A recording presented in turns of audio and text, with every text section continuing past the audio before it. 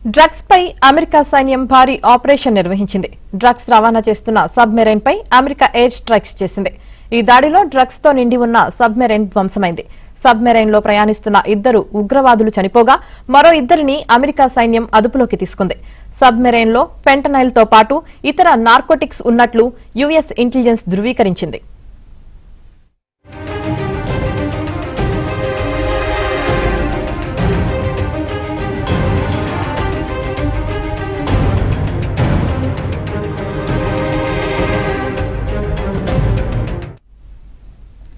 ఈ air strikes పై America అధ్యక్షుడు ట్రంప్ ట్రూత్ సోషల్ మీడియా వేదికగా ప్రకటన చేశారు.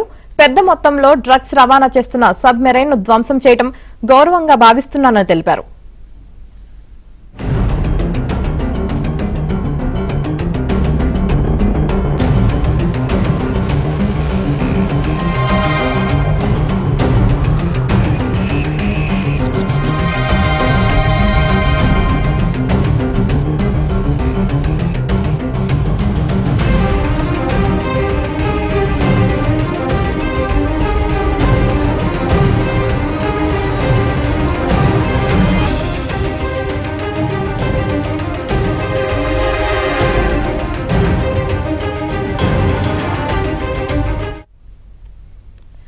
ఆ సబ్మెరైన్ అమెరికా తీరానికి చేరుకొని ఉంటే 25,000 మంది దాకా చనిపోయి ఉండేవారని, ఈ ఘటనలో అమెరికా సైన్యానికి ఏమీ కాలేదన్నారు.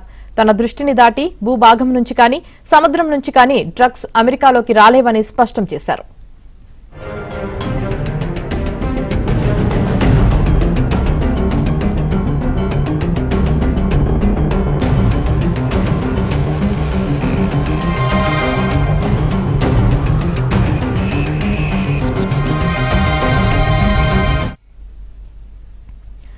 డ్రగ్స్ పై అమెరికా సైన్యం భారీ ఆపరేషన్ నిర్వహించింది. డ్రగ్స్ రవాణా చేస్తున్న సబ్మెరైన్ పై అమెరికా ఎయిర్ స్ట్రైక్స్ చేసింది. ఈ దాడిలో డ్రగ్స్ తో నిండి ఉన్న సబ్మెరైన్ ధ్వంసమైంది. సబ్మెరైన్ లో ప్రయాణిస్తున్న 2 ఉగ్రవాదులు చనిపోగా మరో 2ని అమెరికా సైన్యం అదుపులోకి తీసుకుంది. సబ్మెరైన్ లో ఫెంటనైల్ తో పాటు ఇతర నార్కోటిక్స్ ఉన్నట్లు యుఎస్ ఇంటెలిజెన్స్ ధృవీకరించింది.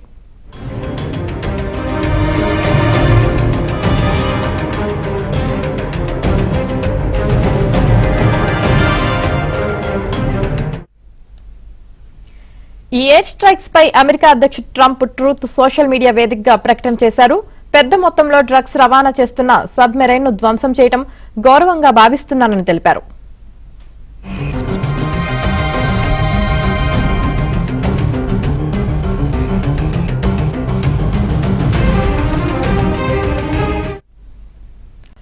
ఆ సబ్మెరైన్ అమెరికా తీరానికి చేరుకొని ఉంటే 25,000 మంది దాకా చనిపోయి ఉండేవారని, ఈ ఘటనలో అమెరికా సైన్యానికి ఏమీ కాలేదన్నారు. తన దృష్టిని దాటి భూభాగం నుంచి కానీ సముద్రం నుంచి కానీ డ్రగ్స్ అమెరికాలోకి రాలేవని స్పష్టం చేశారు.